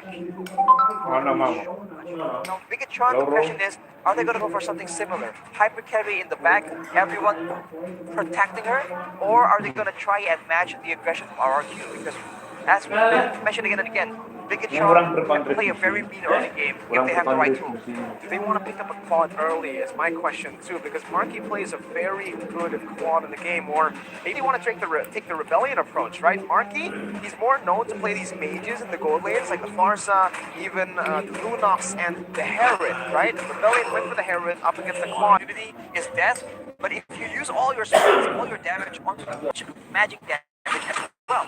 Yeah, and the issue was for Bigetron was the fact that nobody could touch the Farsa. So with are they swapping things out? Oh no, okay, they had Claude, but Kadita is gonna be taken by RRQ Hoshi this time around, and hopefully it can be the solution that Bigetron so desperately needed in game number 1, where the Farsa was just untouched and was able to get that perfect ultimate on and put that magic damage onto the core members. But other than that, I do believe that RRQ Hoshi might need someone else to go into the back line. I realize one of the signature picks for Fear No Cure back when he won MPL in Season 6 for Bigetron, with Bigetron Beta. So there's already a whole lot of dive, good backline for Bigetron Alpha as well. It's just that this Farsa needs to be very careful up against the Kadita that's most likely going to be on the hands of Clay. There's a possibility here for the Freddy to go in the XP lane and for Albert to just surprise everyone with a signature assassin pick with momentum high, with the morale boost from game number 1. RRQ can very easily do that, and with the Farsa being a really juicy target in the back line, it is possible. Because for the side of Bigetron, there hasn't been any real reliable crowd control just yet. The Benedetta maybe will bring a Petrify, but it's still not guaranteed. Ooh, are we gonna see a Paquito? You picked up by RRQ maybe to win that lane matchup in the EXP lane? I mean, assuming that the Benedetta is in the EXP lane. Right. It's also a solid pick. Right? Very flexible here. We've seen it in the jungle, actually, from Albert back in M4, and we've seen it in the XP lane. I think normally it will still be going into the XP lane, knowing that the Glue, the Lapu, all the crazy heroes in the XP lane have been nerfed a bit, and Benedetta has been left untouched. It has risen in popularity in that XP lane, but we're still gonna have to see what RRQ responds to it with, right? They can always just go back to the Lapu. We know how Lemon's performance was with the Lapu back at M2. His signature performance up against Evo's SG when he went in practically 1v4. Lapu certainly has a kind of dive, that kind of impact in the big team fight. But the question is, against Bigetron, right? They have been known to maneuver around it. So I think this is where RRQ makes a decision, right? Do we want to go for a full-blown dive and have all the utility available? Or do we want to have more options, more flexibility? Because at this point, with both brilliant minds like Arcadia and Aldo at the helm, everything is a trade-off. You pick something, that weakness is going to be definitely exploited by your opponent. So for RRQ, I do think some more burst damage will be in order because again they are going up against a Grok and they ban out that carry. Okay, the carry taken off the board here by RRQ, realizing it's still an option for them to pick up. The carry is going to suck against the Fredrin, and it's going to be able to burst him down in the later stages of the game, but now Bigetron will be able to start the banning phase first. The question is, what is Max going to use in the jungle? Is it going to be Benedetta in the jungle, or are they going to go for something a little bit more safe? Perhaps the Martis is an option. Oh, it's banned out! I think What can they do? now a Kai can be an option for Oh, them. you're for right. Bigetron Alpha, if they really want to get that disengage going, when you pop in the Blazing Duet, when you even go in the Oddity, you're not going to be able to burst anyone down when there's a panda just circling around with a heavy Wow. Wow. Miracle. Okay, Hanabi, last pick was what we saw just now. Now it's early. It's pretty early. First phase gives RRQ a lot of room to counter it. Remember, RRQ can just pick up something like a Lapu or heck, a Yuzong. What are you gonna do against the Yuzong when he dives at you Please. on the Hanabi? Aldo is still saying basically here it's a statement by him that this is not a cheese pick, Mirko. No, it is what we think is prio. It is what we think is good up against the Claude. Matilda. Matilda for RQ? Yeah. No, for Bigetron. It can work, but remember, right? The two weapons RQ were able to use to shut down the Hanabi, the Grok and the Farsa are both taken away.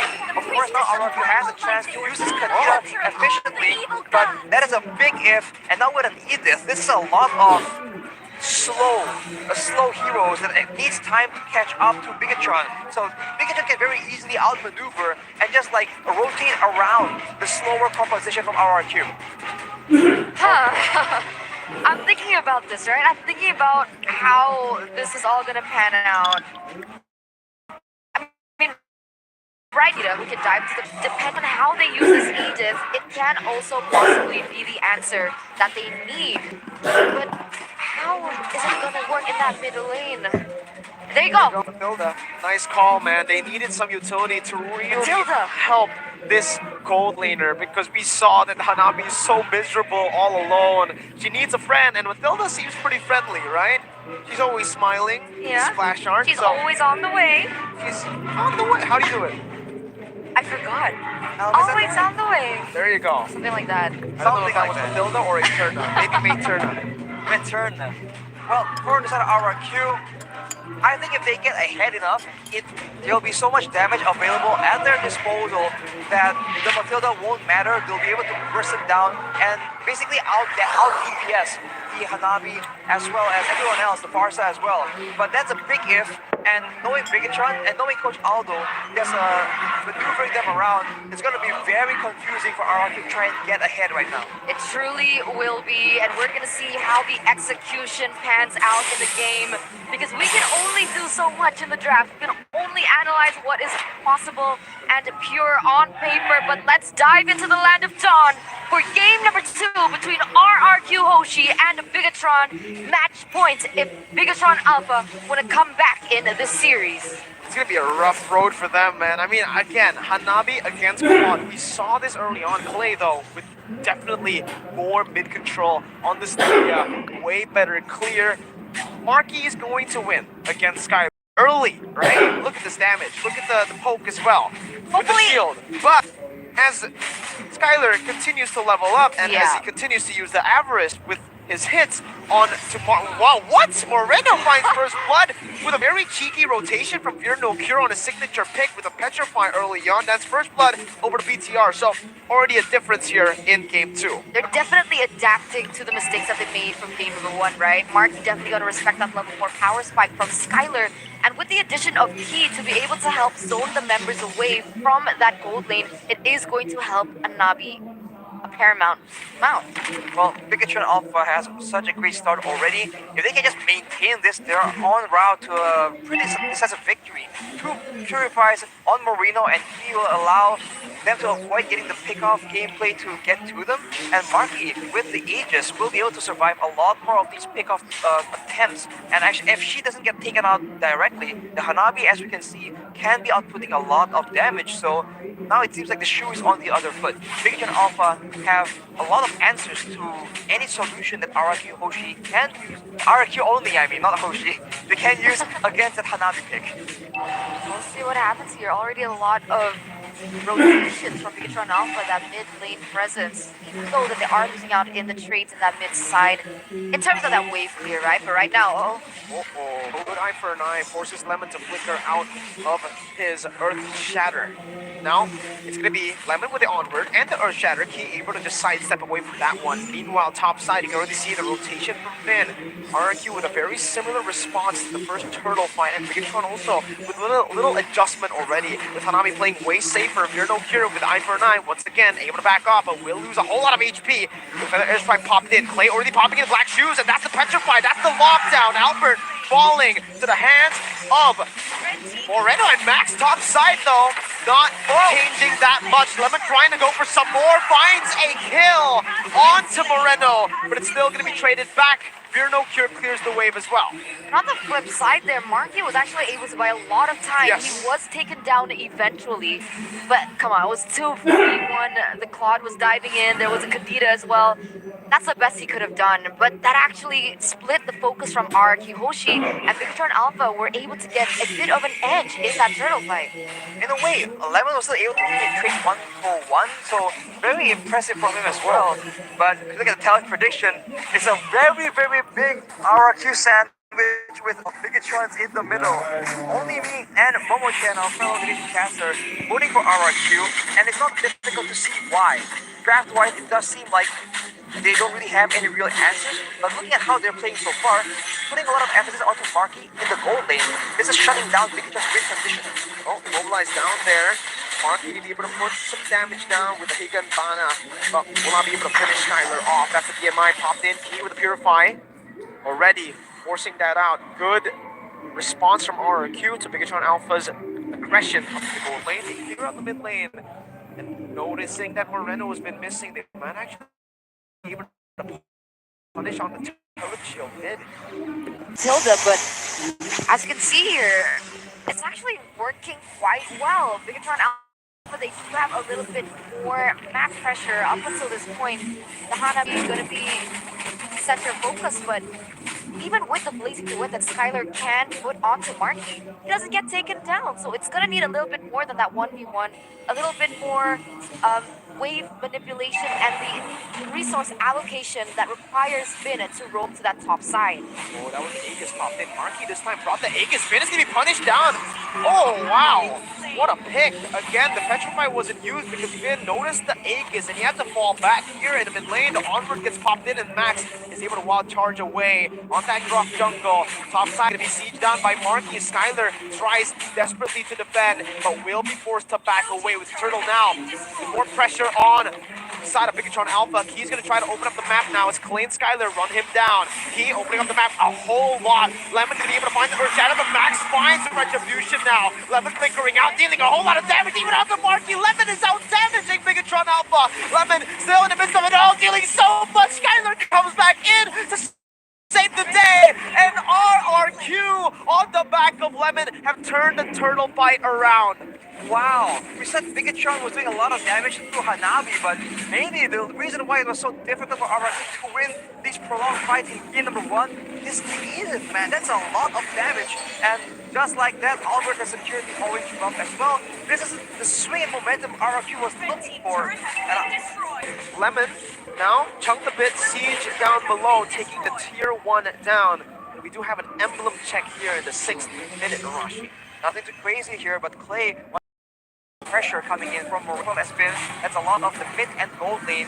They're just trying to make sure that they have enough pressure to not allow them to farm up and scale well into the late game. Yeah, I think it's not fair that Edith goes for a tank emblem and still is able to sustain through all that damage and plus deals enough damage like an MM would. That's a little broken here. Right now, Vin looking for something. Ooh, the rough waves defensively is able to escape. Marky still is in the mid lane. Lemon doesn't have flicker, so Marky can still play kind of out of position. They don't really have an engage tool. You're no cure. Getting taken really low. Ooh, in the bottom side, Skylar's been moving like a beast in both games here. Level 9, even while he was fighting very early on, he's still able to find so much of those resources and actually back in. You're no cure. Ooh, very close. Pops in the blazing duet just for safety. Well, Bigetro Alpha has been very good at denying our good fans. Like, Finn has not been able to get any pickouts, and Max now will throws the weight. Okay, Max finding a kill back there with a wild charge. Lemon will be brought back to the team right now as he finds the onward. Doesn't pop in the ultimate just yet as Moreno was able to finish him off. Bigetro Alpha taking the gold lead back as Max jumps in onto the purple buff, stealing it away with the retribution as Albert has already used his for the turtle. That's the wall coming in. Skylar zoned away by Max, but will still be able to make his way into that mid lane, dealing a whole lot. But having the BMI back in place, Marky trying to just poke that turret down even without minions grabbing it, just like you guys can grab the discount code 26,000 IDR with the QR code. You can see now that Marky is starting to pop up a little bit better than he did in game number 1, right? One of the reasons why is that he opted Fashion and no one else. Later on, they're gonna be in trouble. right now. It seems like there is a huge the MM diff, but look at this. Black shoes popped in, wild charge as well. Clay super low, but Lemon's gonna be caught with the circling eagle, bringing it back Finn onto the back line. Not able to fight it just yet. Good spacing by Marky as it clears out. Now, Bigetro Alpha on the Lord. Albert's still alive, so he still has a way to get in to try to contest with Skylar and Clay coming back into it. Goes further, it might be a bit too dangerous as Clay goes in the aggressively Finn as well. Ooh, desperate play did not work out for Finn. As now the Feather Airstrike is able to zone Albert and Clay away. The Lord is merely just a bait. Albert with a taunt, immobilized. Fear no cure, cuts their Lord over to BTR. Tier 1 in the mid lane, it's never free. RRQ are able to trade constantly. Yeah, they still have something in return for what Bigetro Alpha gets, right? I mean, at this point, Claude has just been insane. The mobility that he has, especially with the BMI, able to go to the top side and get munch on those turrets. It's been huge for RQ in particular. And you can see how active he is. Even looking at the player's gold here by UPS Gold, Skylar #1 on the charts. But even though Marky has a bit of a mobility dip, he's not falling too far behind either. But this is the question. This is the problem here. Skylar has the most gold in the game right now, and we're not seeing any Wind of Natures. We're not seeing a Winter Truncheon being built by Marino either. So later on, we have to see if Skylar can find even any realistic window of opportunity. Because if he can, there isn't really any itemization solutions being made by Bigetro Alpha. Like, just look at the items just now. We saw steel leg plates get picked up by Skylar early on, but not a steel leg plates by Marky, right? So, Marky not respecting damage, he's still getting out. Lemon with a bit of a miscalculation himself. The Eagle comes in. Marky with the egg is still trying to kite away right now as he pops in. The Higanbana. Marky is down. RRQ have found a marksman that gave them so many trouble. Ben still looking for an opening again with the conceal. Doesn't find it. Good read by Bigetro Alpha. Almost a disaster, but they're able to stop it from happening. Wow, that was Lemon just going in all the way towards Marky, and he could not deal with it. This is the issue. You can deny crowd control, but you can't really maneuver around when you're a Hanabi, and Lemon is completely abusing that. Just when we thought that Bigetro Alpha has the control and has turned things around, now with Marky just spawning, RRQ lost that window of the numbers advantage. But look at how aggressively Skylar is just a basic attacking up front against Bigetro Alpha. I gotta say, I love this game, right? It's going so back and forth constantly, but the problem is, even when it goes back and forth, it seems like RRQ actually have a better hold in the macro department. They're able to control the waves a little bit better, I feel, because of the quad. But I'm not really sure what's going to happen here. Right now, it seems like RQ, they're going to put some attention here in the bottom side. They're going to continue to look for more objectives, for more map control. But the damage dealt, like you mentioned, Arashi and Miracle, man, Marky, even though he has that damage, they need to respect the damage output from RQ as well. He needs to start to build defensive. They do, right? Marky, if he goes glass cannon, the Aegis can only help him for so long. At one point, there has to be some burst. Even the Appraiser's Rat that can get through to that super easily. We saw it was just Albert and Lemon who dove in, and Marky was not able to kite away. Here's King with guiding wind, good reaction time. Wow! That's a purifier from P that just nullifies all that burst potential, and now Lemon has an Athena as well, so better airstrikes won't be that big of an issue. And the question was the late game, right? But the RRQ, they have a Lilia as well. That is AoE, and still, and technically DPS, so push comes to shove. This late game is still very, very even. It all comes down to the setups, and in that department, like Ethan mentioned, RRQ seems to be just one step ahead, even though this is in a weird position. Skylar is down below, that's why they are looking for the fight. Lemon has rotated back into the team fight right now, seems to be put into that Earth Shatter with the onward. He still soaking a whole lot of damage with Guiding Wind, gonna be able to escape for now, but that's gonna be the backline targeted down by Bin, baiting a whole lot of time. The Feather Airstrike was even popped in. Bin has done wonders for RRQ here up against Bigetron Alpha, baiting their vision, distracting in the back, just to force that isolate key, and they have done it. RRQ reclaim what is theirs, the position of the Lord. Max, the power of nature, looking for an opening, but will not be able to find it. Wild charge defensively will mean that they will concede the enhanced Lord. We're going to be able to get that Lord here away from Bigetron Alpha with a perfect setup. With the way that they were able to bait out the resources coming in from Bigetron Alpha was beautiful. And now RRQ Hoshi, they just need to play it patiently, right? I mean, Clay now already has a Divine Wave, going to be able to dish out the overtime damage as well as Vin as well. And this is when it starts to get scary, especially for Marky. They're relying so much on the damage by Marky, but he's always the one to be able to get picked off first or either zoned away. It's the main target for RRQ, so it's not any surprise. And Lilia, play on the Lilia without the Divine Wave was already doing a lot of damage. And here's the issue: when the game revolves around the neutral objectives, the team they can fight in the crash speed is super low there by Marky, but still able to dish out the damage. Remember, they will be able to clear this out unless RRQ find a dive or a pick onto Marky. Yeah, they have really good high ground, right? With the Feather Airstrike coming in from Moreno and the Ricochet, basically good initiation. And you can see Max there trying to look for something on the board, trying to even just get his buff. But that's not going to happen with how much damage Yoshi is already dealing on to Bigetron as well. The range here is still the main problem. Look at that one Feather Airstrike ball on for Skylar, chunking him out. Needs to find some solutions for that, but that is the only advantage. So if RRQ can close distance, and they have all the tools available, by the way, control, vision, everything favors RRQ. If they can use this to ensure that you don't get kited away, you don't get kept at arm's length by Bigetron Alpha, they have a chance to just dive on, surprise Marky yet again.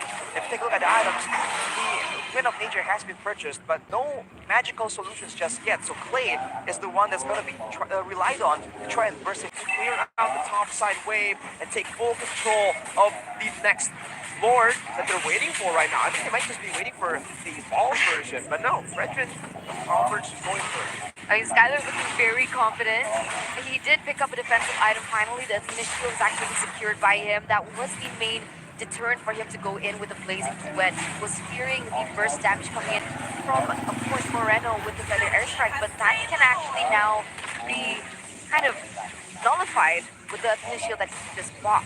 essentially a free Lord for RRQ, and with that, I really thought that it's not just getting the Lord, it's baiting Bigetron Alpha out of their base. Bigetron knows that, which is why they don't seem too base, but if they do, they're also opening up themselves to mistakes that they can make during the execution of a turret dive. So RRQ are probably going to try and manage the waves and get it to all push at the same time. Look at Lemon, he's taking a lot of damage only from the bouncing shuriken. Yeah, RRQ playing very sneaky at this point. They were trying to bait the Benedetta in that top side, but right now all three lanes are crashing. And it's going to start here at the top side. Oh, Marky's going to be engaged on the rough waves as well. No magic defense for Marky, and that is what happens. Finn is able to burst the mark play for their airstrike once again. Today is a day of history. Today is a day that proves that there's a reason why these... Once again, RRQ Hoshi unbeatable against the Bigetron Alpha. And unfortunately, what Lemon said still proves true. Bigetron Alpha, they changed their entire staff, coaching staff. Unfortunately for them, by Bigetron Alpha. And it was, by all means,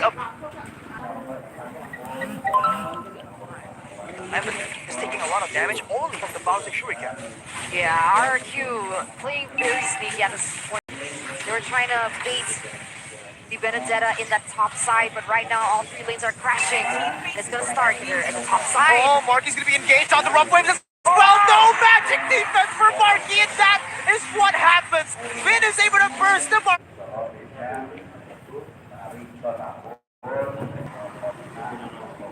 Down with no damage dealer, with a feather airstrike popped in earlier. Max is gonna fall before that. He gets a wild charge on the two.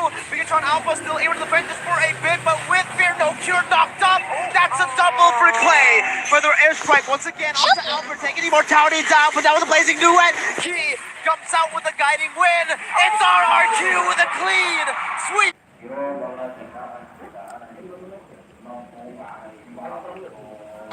2-0. 2-0. I mean, today is a day of history. Today is a day that proves that there's a reason why these statistics matter. Once again, RRQ Hoshi unbeatable against Bigetron Alpha. Ini baru match pertama, tapi mereka benar-benar 2-0. Kita udah melihat pertarungan antara RRQ dan juga Bigetro dari berseason-season, dan mereka masih bisa mempertahankan kemenangannya. Dan mungkin dari Lemon ya, kita tahu Lemon juga menghadapi Bigetro udah dari lama banget. Di season ini, di season 11, Lemon ngerasa ada perbedaan nggak sih melawan Bigetro? Apalagi dengan adanya perubahan jajaran coach juga nih. Lebih kuat lah pasti ya kan, ada player-player baru juga. Lebih bagus. Kalau dari Lemon sendiri, Lemon kan berubah nih, role-nya dari mid lane, dulu pernah gold lane, sekarang EXP lane. Nah, 3 lane udah jajal. Mana yang paling menantang, Mon? EXP ini nantang banget gak sih?